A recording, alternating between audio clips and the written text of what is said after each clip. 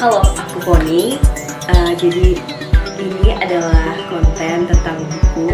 Jadi di channelku akan ngasih tahu buku dan buku. Jadi kalau kalian suka, jangan lupa like dan komen kolom komentar. Dan jangan lupa untuk subscribe channel ini karena those things are really important for me as a beginner on YouTube. So without further ado, here I go.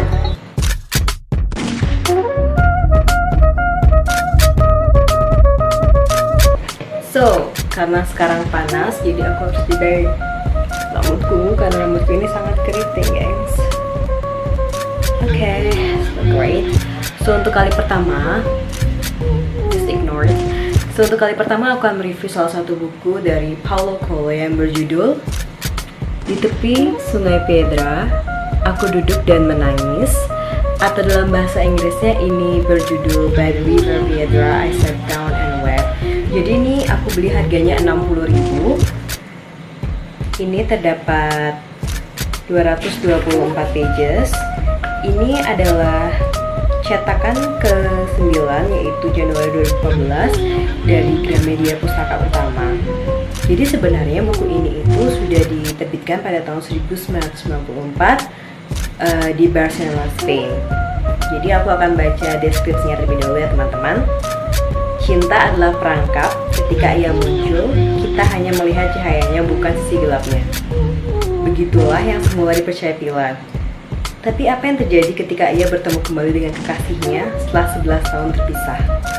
Waktu menjadikan Pilar wanita yang tegar dan mandiri, sedang cinta pertamanya menjelma menjadi pemimpin spiritual yang tampan dan karismatik. Pilar telah belajar mengendalikan perasaan-perasaannya dengan sangat baik, sementara kekasihnya memilih religi sebagai pelarian bagi konflik-konflik batinnya. Kini mereka bertemu kembali dan memutuskan melakukan perjalanan bersama-sama. Perjalanan itu tidak mudah sebab dipenuhi sikap menyalahkan dan penolakan yang muncul kembali setelah lebih dari 10 tahun terkubur dalam-dalam di hati mereka. Dan akhirnya, di tepi Sungai Piedra, cinta mereka sekali lagi dihadapkan pada pertanyaan-pertanyaan terpenting yang bisa disodorkan di kehidupan.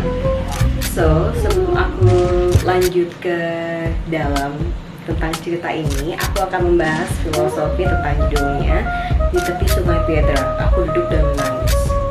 Jadi, Sungai Piedra itu ada sebuah legendanya di dalam buku ini. Ketika membuang daun, ranting pohon di dalamnya akan menjadi sebuah batu di sungai. Maka dari itu, tokoh utama, aku atau Pilar atau tokoh protagonis ingin membuang semua cinta-cintanya, cita-cita beda ya. Setelah itu sama mimpi-mimpinya ke sungai tersebut. So kita kembali, jadi ini adalah kisah tentang Pilar dan lelaki tanpa nama. Jadi mereka ini adalah kawan lama. Jadi ini cerita tentang CLBK, cinta lama belum kelar, antara Pilar dan lelaki tanpa nama ini. Mereka melakukan perjalanan 7 hari dari 4 Desember 93 hingga 10 Desember 93.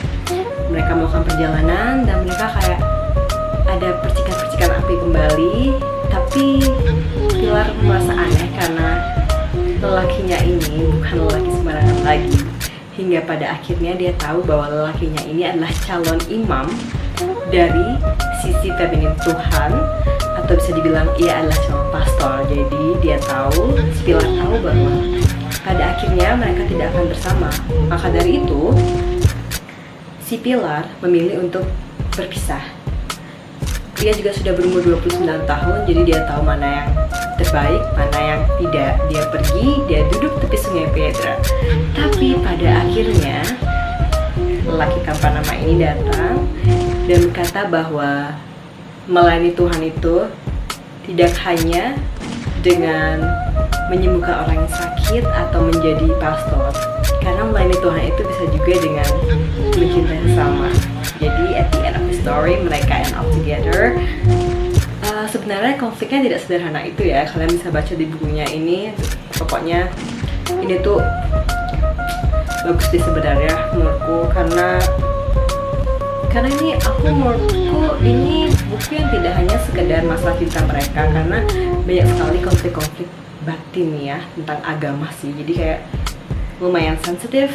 So I will highly recommend this for you guys yang want to discover about the deepest secret about life and love. Dan aku beri dia rate 4 dari 5 karena it is almost perfect. Apalagi ya, jadi menurutku buku ini sangat aku rekomendasikan buat teman-teman yang memang suka dari Paulo Coelho. Dan I think that's all about story. Oh ya, aku akan membacakan quotes yang paling aku suka dari buku ini. Semua kisah cinta memiliki banyak kemiripan. Pada suatu masa dalam hidupku, aku mengalami banyak hal yang sama. Tapi bukan itu yang kuingat. Yang kuingat adalah cinta akan kembali dalam wujud laki-laki lain, harapan lain, dan impian lain. Jadi cinta tidak berubah, manusialah yang berubah. So I think that's all. I will see you in the next video. Bis bal and choose.